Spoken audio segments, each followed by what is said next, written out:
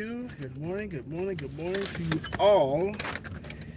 I just had a thought I need to do something before my boss calls me. I am on leave. I have taken some time off, but I need to do a couple of things. So you guys get to stay with me while I do those few things. So anyways, how's everybody doing? Welcome to Plant-Based Homestead Prepper. If this is your first time being here, thank you for joining us. I can't do this now because my calendar is on my phone. So I'll have to do this when we get to our destination and to our location. But I'm going to put this very, very close to me so I don't forget. Hey, D, how are you? Man, hadn't seen you in a while. Good morning to you. So, we're off this morning. Got to go check the old property. It's my neighbor leaving out. Yeah, I gotta go check my old property and clean out a few more items over there. I'm almost done, about 98% done. I gotta finish getting the stuff out of my shed. Got a couple items inside the house. Got some fans running because I did the floors. Matter of fact, I'll show you. I'll keep the live going until we get over there, and I'll show you guys the house, the old house, and see what you guys think about it. But this morning I was thinking, I was like, what does it take to get ahead as a prepper? What does it take to get ahead as a prepper? That's what we're going to talk about this morning. What do I mean by getting ahead? Because everybody is, in the rat race. Well, I can't say everybody. Some of you guys might be independently wealthy. But most people in the rat race, most of us are, turning from 9 to 5, trying to make ends meet. Most of our spouses have to work. If you're by yourself, you probably need a roommate to help you offset and subsidize some of your bills. And that's just the way it's designed, the way it's set up. So I'm gonna give you a few things that we have done. Hey, how you doing, ma'am? Give you a few things that we have done that have helped us start getting ahead. Okay, for those that don't know us and don't know our story, 7-8 years ago, we didn't have a place to lay our head. We were homeless. We didn't have anywhere to go. I made some very bad business decisions. I took our life savings, sunk it into our business, and the owner of the company ran away with everybody's money. Stopped shipping products, stopped shipping checks, and he disappeared. Found him a couple years later, and the dude had started, oh God, what was the name of that company? He went public. He took that company public, took all the money from there, and Movie Pass. Took all the profits from there, I guess, and rolled out. I don't know. I didn't invest in it, and I was surprised that I had even found him. But I knew whatever it was some kind of scam, because that's what he does. He scams people out for their money. But we bounced back, and I'm gonna tell you how we did it. I'm not gonna hold anything back today. I promised my wife. I said, honey, if you stick with me, you would never go through this again as long as I'm alive. As long as there's breath in this body, and as long as I can get my ass up and go to work, we would never be homeless again. So what I did, I went out and I started moving. I started getting busy. And I took a little piss-ass, penny-ante job because I started doing some soul searching. I said, what is it that I have always wanted to do? What is it that I've always wanted to get in, and what is it that I hear you can make a ton of money at? And the answer was real estate. And because we didn't have any money, I was like, okay, well, I need to just take a job doing the lowest thing in real estate. So the first ad I came across that was in real estate, I applied to it. Actually, I called in, and the gentleman was like, hey, I want to talk to you right now. Like, sir, I'm not dressed. He's like, I don't care. Come in here. I want to talk to you. So I went in, interviewed. That was on a Friday. He's like, I'm going to make my final decision Monday. I'll give you a call either way. I was like, okay. I waited until about 10 o'clock. I couldn't wait any longer. And I called him, picked up the phone at 10:02, and I dialed his number. And I said, yeah, man, I speak to Mr. Kelly. And he's like, is this Roderick? I said, and I thought that was strange that, he would call my name like that. I said, yes, sir. He's like, I was picking up the phone to call you. I said, okay, great. When do I start? Because I'm always very positive, especially when it comes to a job. There's no there's no, chance that you're gonna tell me that I'm not starting, because I'm gonna ask you during the interview, okay, when do I start? If I talk to you again, I'm gonna ask you, when do I start? What's the next step? I just assume I got the position. He's like, can you be here? Can you be here tomorrow morning at 8 a.m.? I said, I can be there in like 20, 30 minutes if you need me, because I was desperate, y'all. So I took that little job. I started working. His name was Richard Kelly, and I adore him. I appreciate him, and I absolutely speak life over he and his family, because he gave me an opportunity when nobody else would. I can't say nobody else will be. He took a chance on me when when nobody else would. He took a shot. So I worked for Richard, and Richard was an asshole. Okay, he was a butt. There's no way of putting it any nicer. He was a butt to work for. He was an ass to work for, literally. And he knows it. He knew it, and he knows it. But I appreciate him being that way. I appreciate him treating me the way he treated me, because he treated me like a low life when it came to work. Now, when it came to just a person, a human being, because it was a family operation. He owned it was like a sportsplex where you can get maintenance on your car done, you can get painting on your car. I mean, anything dealing with a car. He even sold cars on this lot, and he owned an apartment complex. It was like, I think it was 125 units, huge. Okay. And I was like, man, I can learn from that. And I wasn't making much of anything. But it was the experience that I needed. It was the training, it was the OJT. And then he had this other guy that came work with me, from time to time. He taught me so much. So I worked for Richard about a year, maybe, thereabout. And then he sold the apartment complex to a real estate investor.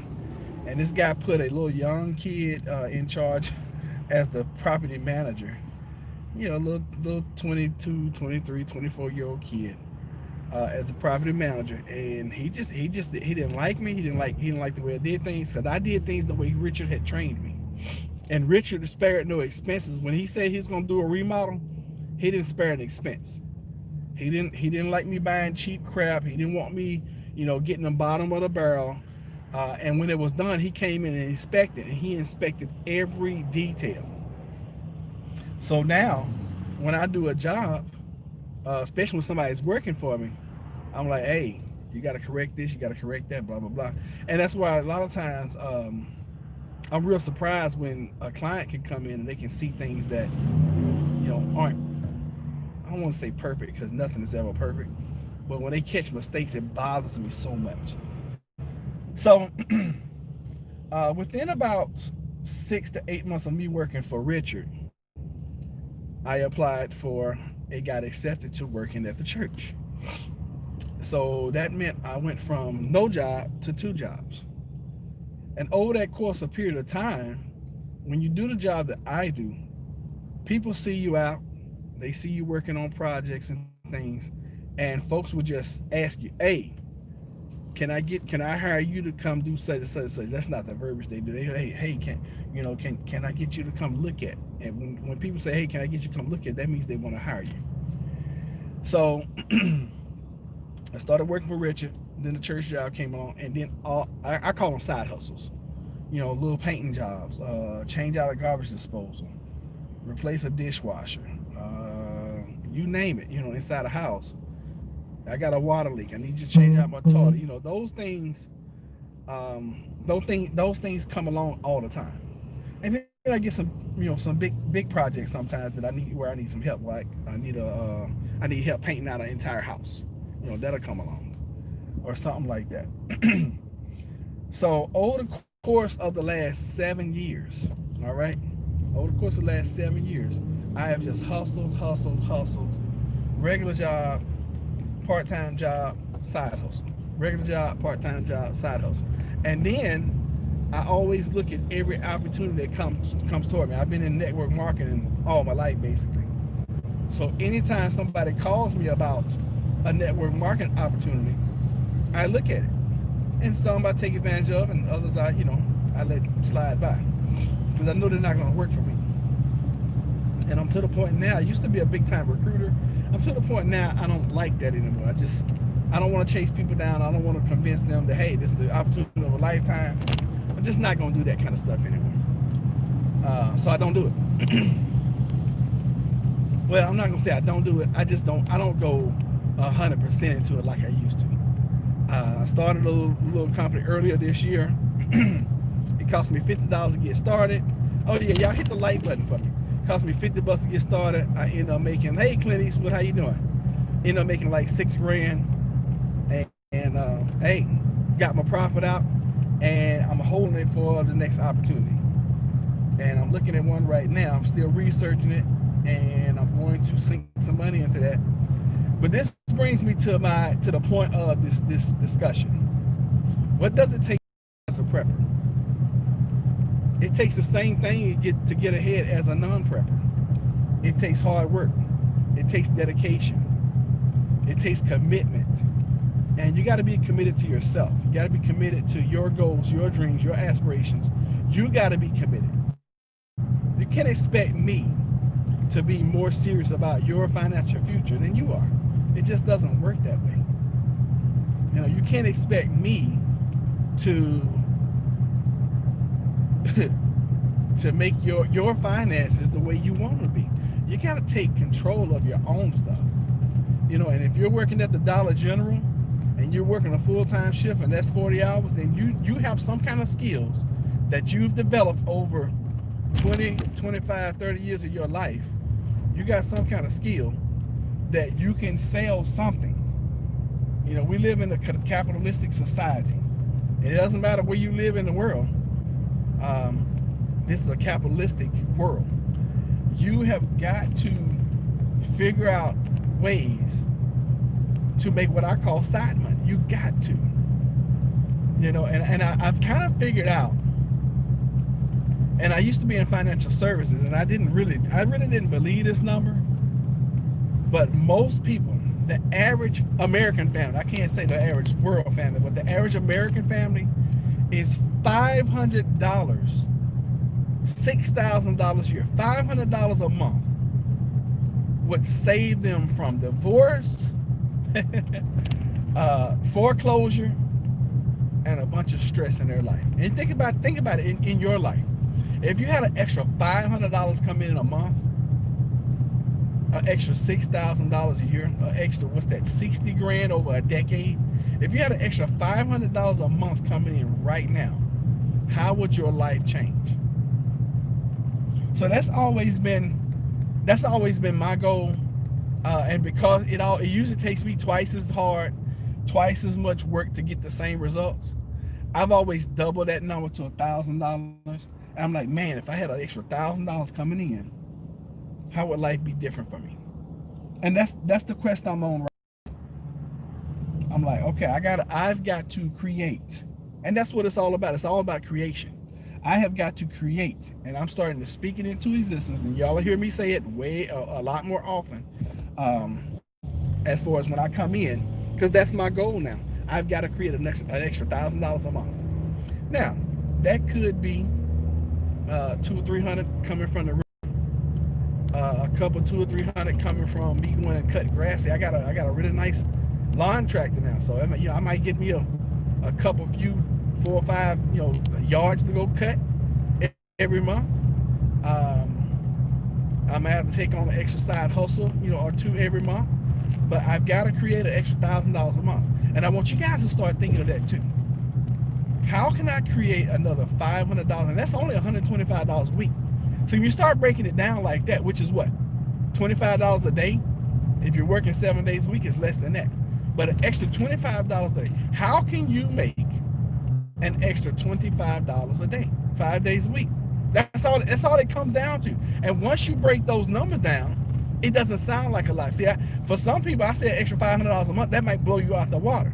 And other folks, I say an extra $500 a month, you're like, hell, that's nothing. So put that number where you need it to be.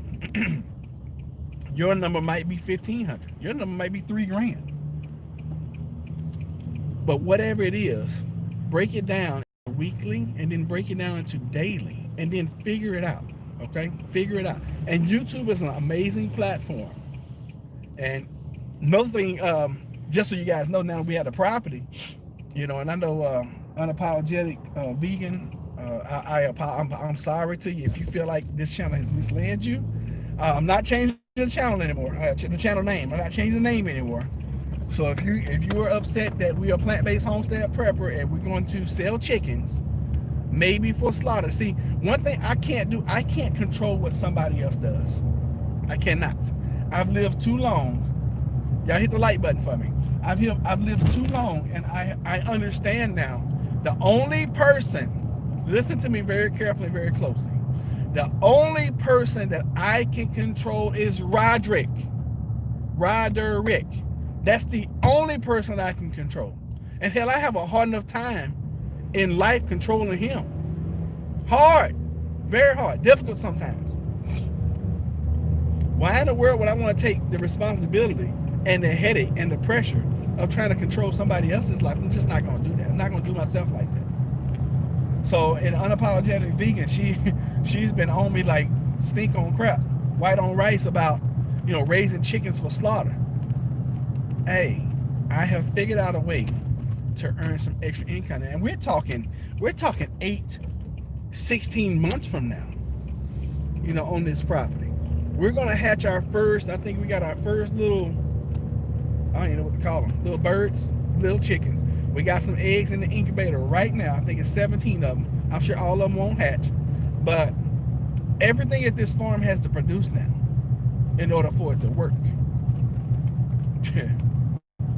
And if that, listen,